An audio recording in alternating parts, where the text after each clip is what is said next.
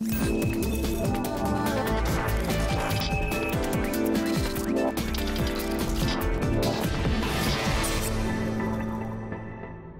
to the Keiser Report. I'm Max Keiser, to misquote Tom Waits. I don't know if any genuine, meaningful change could ever result from exposing financial fraud. It's kind of like throwing peanuts at a gorilla. What, Stacey? What? Wouldn't Tom Waits say something like, it's kind of like throwing peanuts at a gorilla? Oh, that's an excellent Tom Waits impression. I'm going to, definitely. I thought that was Tom Waits there. Beautiful. So it's really gorillas nice. Are in the headlines. Yeah, gorillas are in the headline, yeah. We know a lot about gorillas in nature, but yeah. Do you know much about gorillas in financial markets? Here's the headline. Bank's Glencore exposure is a $100 billion gorilla, Bank of America says. Bank shareholders and regulators may be concerned that Glencore's debt and trade finance deals, of which a significant majority are unsecured, will reveal higher than expected risk and require more capital once the lenders are put through U.S. and U.K. stress tests, Bank of America analysts said on Wednesday, adding an estimated $50 billion of committed lines to the company's own reported gross debt. The analysts say financial firms' exposures may be 3 times larger than Glencore's reported adjusted net debt of less than $30 billion. So they're calling this the gorilla in the accounts of Glencore, is that they have these lines of credit worth $50 billion with the banks, but they're unsecured. So as, of course, commodity prices have tumbled, this Glencore is going to need to roll those debts over and pay those debts. And they're calling this the gorilla in the room. Well, how is that different than any other bankruptcy we've seen in the last 20 years? The companies get too much debt, and they go bankrupt. WorldCom, Lehman Brothers, Bear Stearns, Deutsche Bank. I don't know if we're going to cover Deutsche Bank at all today or not. Yeah, we are, but let's cover this fact of this gorilla. So yeah, it's a gorilla. It's a big freaking debt gorilla. But, I mean, so what? They call it a gorilla. Last month they called it a tsunami. The month before that they called it a travesty, an apocalypse, a black hole. You know, the metaphors change, but the fact remains the same.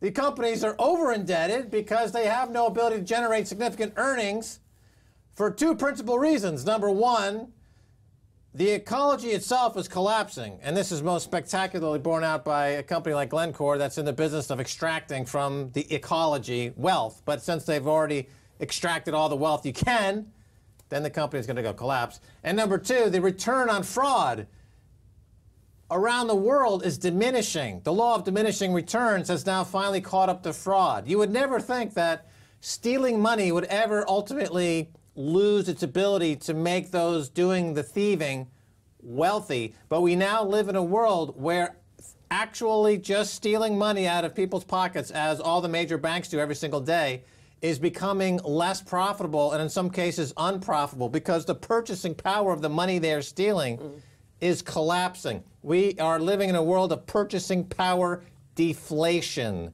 And yes, no matter how much you steal, you can never steal enough to make up for the fact that the value in terms of the purchasing power of the money you're stealing is approaching the event horizon of zero. Just like interest rates are zero, the value of capital is zero, purchasing power is zero, the balance sheet value to leverage a company like Glencore is zero. It's all heading to zero. Zero was the place we're all going. And part of it is because they've been taking the assets and replacing it with debt. So they take your slinky and they put some debt there instead. Oh, you noticed my slinky? Yeah, I was wondering. It's the gorilla in the room that nobody wants to mention. Well, it's like, okay, here's Glencore. Like, this is the way it looks to people, but they don't see that out the back. You know, it's falling apart. You know, but it looks. They present this whole. You know, Glencore, we're worth something. Here's Deutsche Bank. Here's Lehman Brothers. It all looks great. You can't see that in the back there. Every single penny of worth is dripping, dripping, dripping. And then one day on CNBC, Jim Cramer says, hey, guess what? Glencore just went bankrupt. And then, poof, where did it go? Nobody saw it happening. I would have never have imagined. To continue with this theme of it being a gorilla, of course, in the gorilla community, it's the silverback that sets the entire agenda of the troop. The silver, the precious metal, you mean? Of course, silver is ultimately, at the end of the day, going to call the shots. Silver comes from it being mature. So in the case of the financial markets, it's the mature debt that's rolling over because, of course, we only pay interest up until the debt is due, and then suddenly, you know, you roll it over for ever lower rates going on for the past 30 years, but now we're at the end point where you can't roll over the debt. So now we have to look that debt in the eye. And of course, you never look a silverback in the eye because it's going to rip your face off. And this is what the moment is happening, is that we're right here. Let's look at the German mountain debt gorilla. Oh, here it is. Deutsche Bank. Deutsche Bank. And the tweet reads, Deutsche Bank shocks with warning of €6 billion losses. Deutsche Bank. So if you look at Max there, that's the debt that is leaking out. Every time you look at it, there's new debt leaking out. And if you look at it in the eye, if you look at it with forensic accounting or any even just basic accounting. The slinky accounting. Slinky accounting. Deutsche Bank is insolvent. I see a lot of insolvent people. It's going to rip your face off. It's going to rip your wealth face off.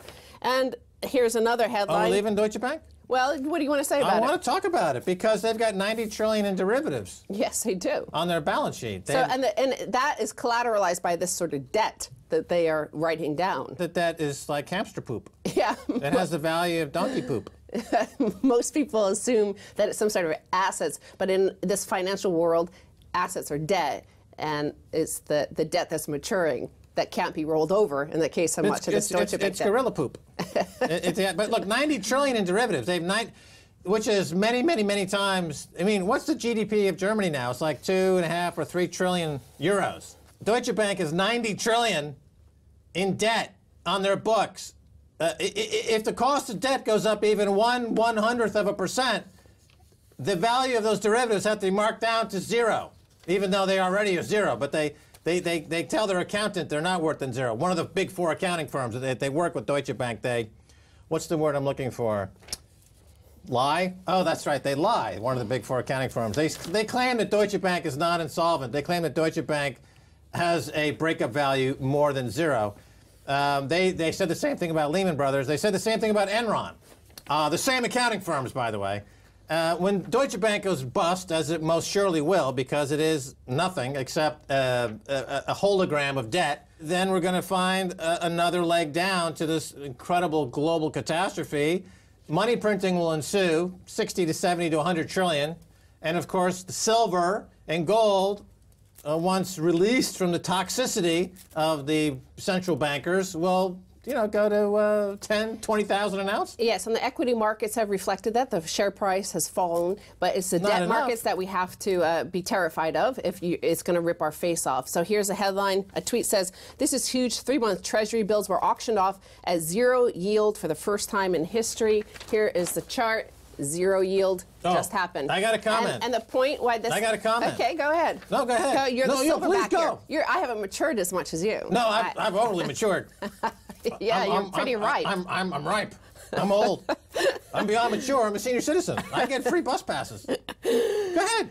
Well, the point why this matters is that the Fed has been trying to say, they've been trying to maintain that they could possibly raise rates one day, but the bond markets are telling them, no, you're not. And this is, the Fed proposes, the bond market disposes, from themoneyillusion.com, and it's written by an economics professor who says, unfortunately, the Fed doesn't get to decide the path of interest rates. It looks like they do, but that's a cognitive illusion. The bond market determines the path of interest rates, reflecting factors such as global credit markets, as well as GDP growth and the level of GDP in the U.S. If the Fed tried to independently determine the path of interest rates, it would lead to hyperinflation or hyperdeflation. So the Fed has been maintaining that they're some sort of zookeeper who could keep this silverback gorilla in line and tame, and it won't rip your face off if you happen to climb over the fence and jump into the debt markets with it. But as we find out... Well, we've said the same thing and used the metaphor of the papal indulgences, that the central bankers around the world believe that they can keep short-term interest rates towards zero and take all of Jamie Dimon's or Deutsche Bank's sins on their balance sheet in the form of toxic loans that they created illegally and fraudulently, and that they will go to financial heaven. But, of course, that's a lie, and as the Renaissance or as the Age of Enlightenment got rid of these notions of papal indulgences, or the reform of the greatest reformer of all with the thing on the door there. Oh, yeah. Help me out. You're a frickin' intelligent person. Who was the great papal reformer? Martin Luther King. Martin King. Martin Luther. Luther became, they started the Lutherans. Okay? Now let's talk here for a second about this chart. Okay? Let me explain something about America, which is purportedly a capitalist country who values the dollar. Okay? They value the dollar. And they value money. If the value of money is 0, then the value of human life in America is 0. Therefore, mass shootings will continue. There's a mass shooting now almost every single day. Because the value of life in America is 0. Because of, you can see it on this chart. They value money at 0. So they value life at 0. If you want to stop the mass shootings in America, raise interest rates to the point where money has value again, and therefore human life in America has value again. But that's what I'm saying, Max, is that what you're witnessing in this chart is a vicious, vicious fight in the zoo between the zookeeper and the silverback gorilla, who is beating the heck out of the zookeeper. The zookeeper's pretending to the audience, the shocked, scared, terrified audience at the zoo watching this, oh, I have it all under control, don't worry. And in the meantime, the silverback is ripping off its face. So that's what's going on, because as and everyone is taking a selfie with the silverback. Yes, they're exactly. in the cage and they got the selfie, and there's a silverback right behind them called bond market collapse. Yeah. And they're like, look at the cute gorilla. Yes, you finally got it, Max. Oh, I get it? Finally? Yes, your right brain finally has it. Because finally, as referring to that piece about the bond market in control, did Scott Sumner stumble? I think that the implication of the quoted sentence that I just read to you is that the bond market, not the Fed, that is in control. The Fed is just another bank. It has no more ability to target macroeconomic variables than does Citibank. The Fed is what in the gorilla community is merely a blackback. It cannot take on the silverback. The silverback will rip it apart. And in terms of trying to control macroeconomic variables, I think that's what you would call is fraud. They're trying to control the fraud, the revelation of the fraud, and it's not working. Interest rates going to 0 is not helping all the fraud disappear. Yeah, they're shoveling sand against the tide. You know, they're crying into the ocean. We've used many and there's so many metaphors. freaking metaphors on this show. You need a metaphor decoder. If you send me a list of every metaphor I've used in the show, and I'll be shocked if you can name them all. Hey, we got to go. Okay. I mean, the metaphorically speaking, we're coming to the end of the pizza. I'm looking you in the eye, and you're not.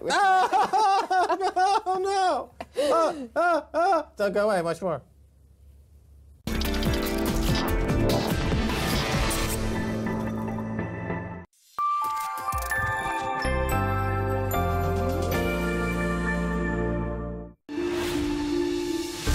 Russian disinformation. Russian line. Information aggression. This Russian propaganda has the potential to destabilize NATO members. They're doing things against us, and they are winning. We are in an information war, and we are losing that war. They're spending huge amounts of money putting out information that other people understand in other countries, and we're not. The idea that there should be a network reaching people which does not repeat the U.S. propaganda system is intolerable.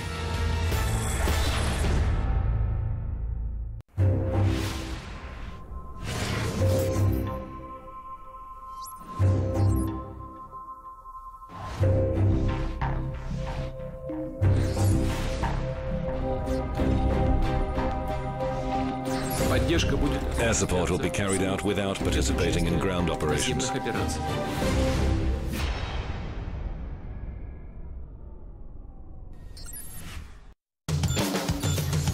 I want to talk about double standards. Double standard that there is in Washington. Russia is responsible for fueling this war. Assad's war against his own people helped to fuel the rise of ISIL. By standing up for our values around the world, that is the way that we will keep our own people safe. How do you get away with such blatant double standards? We occasionally have to twist the arms of countries that wouldn't do what we need them to do. There you have it. Simple.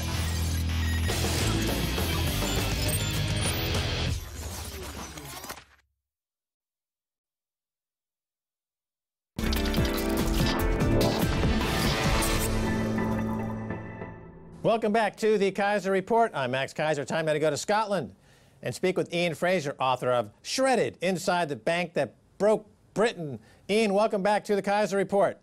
Hi, Max. Let's take a look at that new paperback version you got there. It's actually called Shredded Inside RBS, the Bank That Broke Britain, and it's a totally revised and updated version. All right, excellent. There's even a quote from you on about page 2, I think. Oh, good. I'd like to hear that. Thanks so much, Ian. All right, let's talk about Scotland. They play a role in this situation in Moldova. Start by telling us about this bizarre $1 billion bank fraud amounting to 12% of their GDP. What exactly has happened, Ian? It's an extraordinary story which started last November 2014, when a series of shelf companies were set up, or which had recently been set up by the fraudsters, and we don't really know who they are, although one man named Ian Fraser, who's an Israeli businessman based in Moldova, has been named as the linchpin in this fraud, but it's still uncertain as to whether he is the linchpin. But anyway, they set up a labyrinthine network of shell and shelf companies.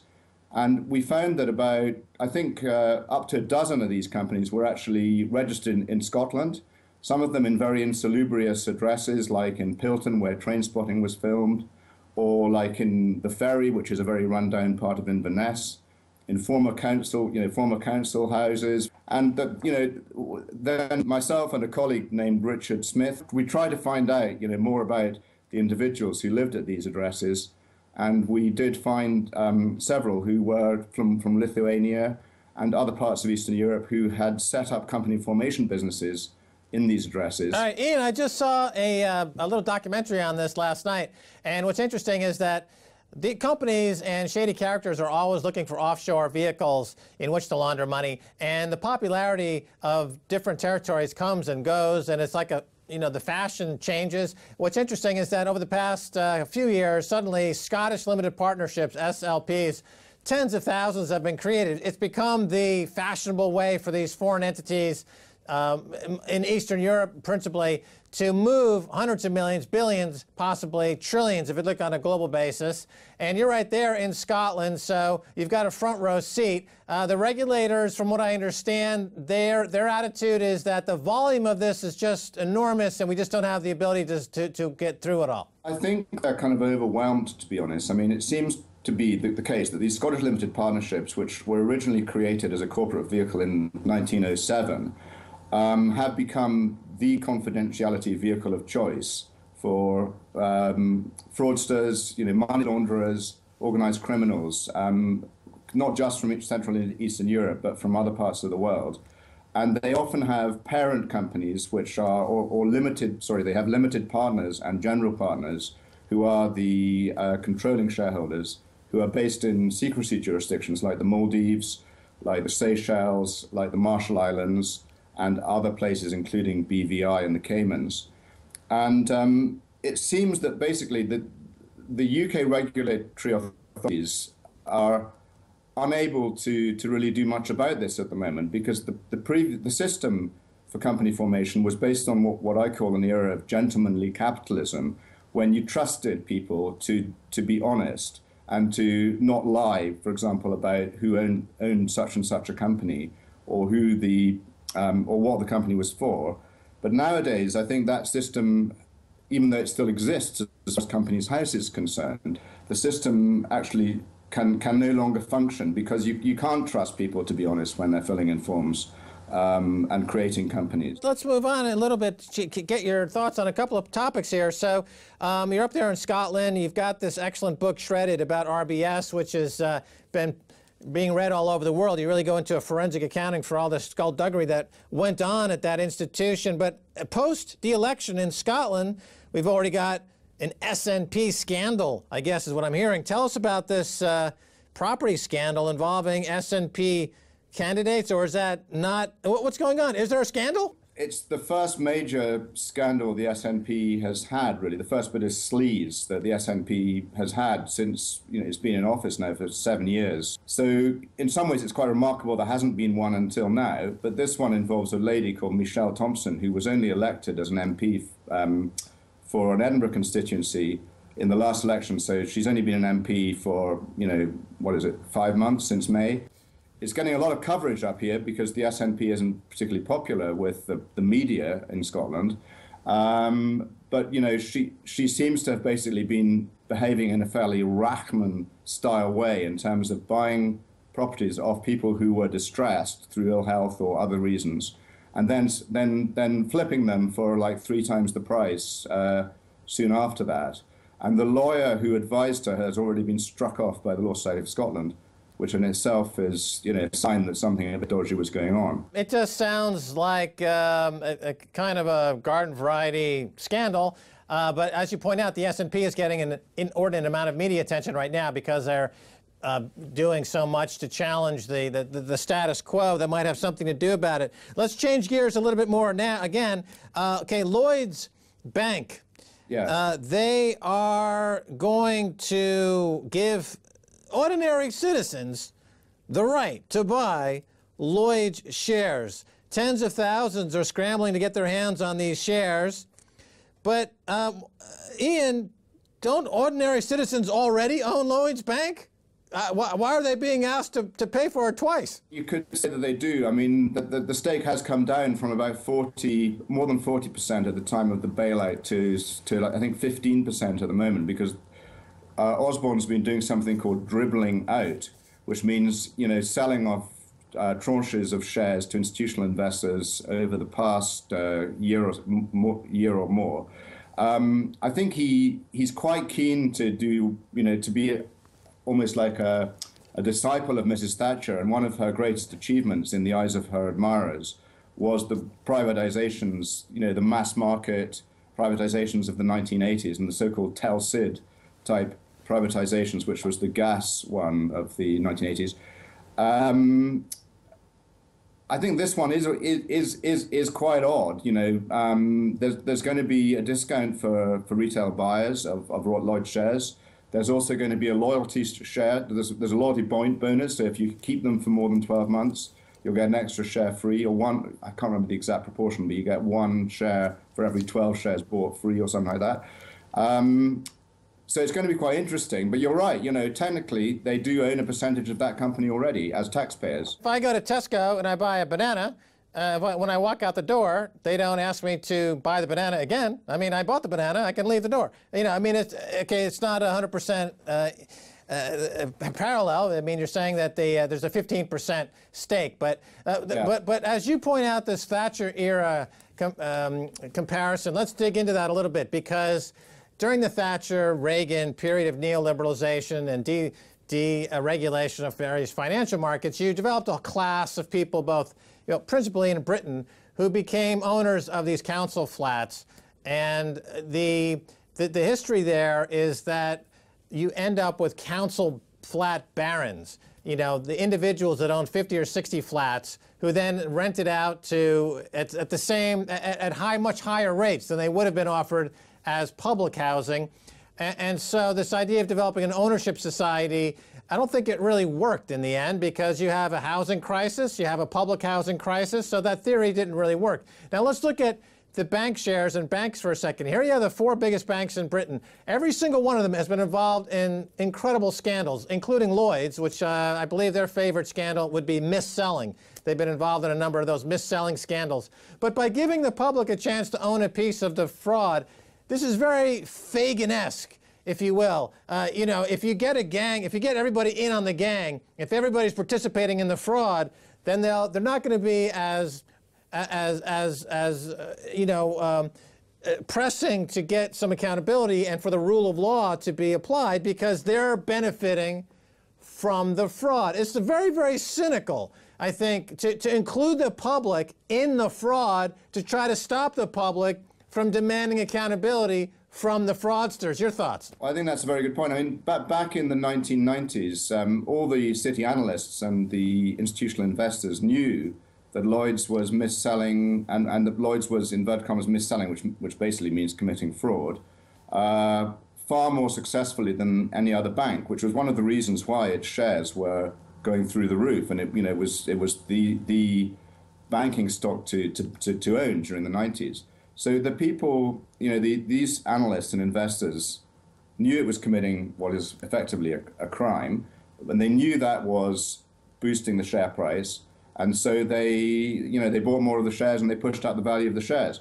But what they forced other banks to do was to emulate Lloyd's mis-selling, and to start mis-selling PPI or other products themselves, so they could similarly benefited from that sort of fraud. But I think it's a very interesting point that you raised. Mrs. Thatcher in the 80s, she wanted to create shareholder democracy. So she wanted a huge percentage of the population to own shares, and therefore to be less likely to support trade unions, less likely to be critical of capitalism, less likely to criticize a lot of the bad behavior that can arise within capitalism. And so, yeah, but maybe you're right. In her case, though, it didn't really work because actually the percentage of people, of private individuals who own shares, has actually, it peaked in about 89 or in the early 90s. The problem is that the beneficiaries quickly sold out of their benefit, whether it was a council flat flip over that they made a quick buck or they were in the stock market for a short period of time. They realized some quick gains, but the concentration of wealth, if you look at Piketty's book that people are often quote, not as good as any of your books, but very popular nevertheless, the way that we've seen markets develop over the past 10, 15, 20 years is this enormous concentration of wealth at the very top. Because there is no, if you're going to give somebody shares or you're going to put somebody in a right-to-buy scheme in the housing market, there should be some attempt at financial literacy. You just don't give people who don't know, a stock from a bond, all of these options, because they're going to quickly misuse and not benefit from it. One of the things that I wrote to my MSP about is that in Scotland there's a program of financial education in schools called Money Sense, and the organisation which leads that program is the Royal Bank of Scotland. So RBS is going into every secondary school in Scotland and giving the sixth form classes or senior pupils lessons in how to manage their money. Right. To get back to my comparison to Fagin, it's like having Fagin teaching morals and ethics on the streets of London. Remember, you've got to pick a pocket or two. You've got to pick a pocket or two. All right, Ian Fraser, we got to go. Thanks for being on the Keiser Report. Great talking to you, Max. All right. That's going to do it for this edition of the Keiser Report with me, Max Keiser, and Stacy Herbert. I'd like to thank our guest, Ian Fraser, author of Shredded, Inside RBS, the bank that broke Britain, now out in paperback. If you'd like to get in touch, tweet us at Keiser Report. Until next time, bye, y'all.